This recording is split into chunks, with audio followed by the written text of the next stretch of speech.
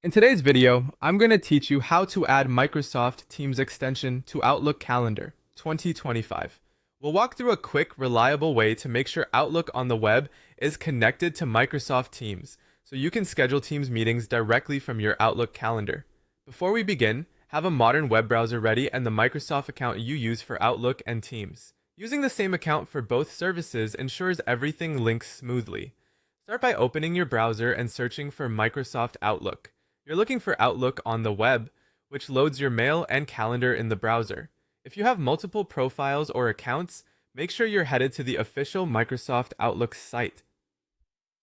Signing into the correct environment, whether it's a work or school account or a personal Microsoft account, helps Outlook find the right team service on the backend.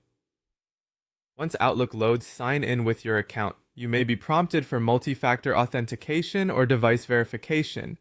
That's normal and helps protect your organization's data.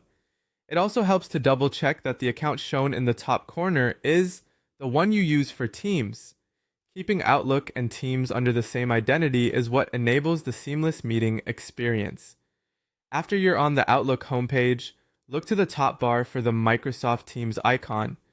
Depending on your layout, it may appear as the Teams logo or within the app launcher. Click it. If you don't immediately see the icon, try widening your browser window, refreshing the page, or switching from the simplified to the full view. In some organizations, the icon may be managed by your administrator, so it can be hidden or disabled. When you click the Teams icon, Outlook will open Microsoft Teams in a new tab and sign you in automatically. This quick handoff effectively links Outlook on the web to Teams for your account. You might see a brief confirmation screen or a loading message from Microsoft while it finalizes the connection. Once Teams finishes loading, the integration is in place.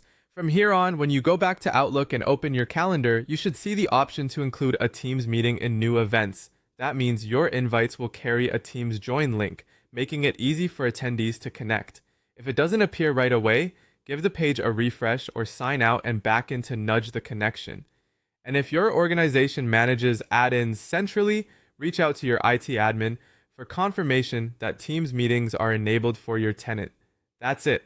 You've connected Outlook on the web with Microsoft Teams, setting yourself up to schedule Teams meetings right from your Outlook calendar.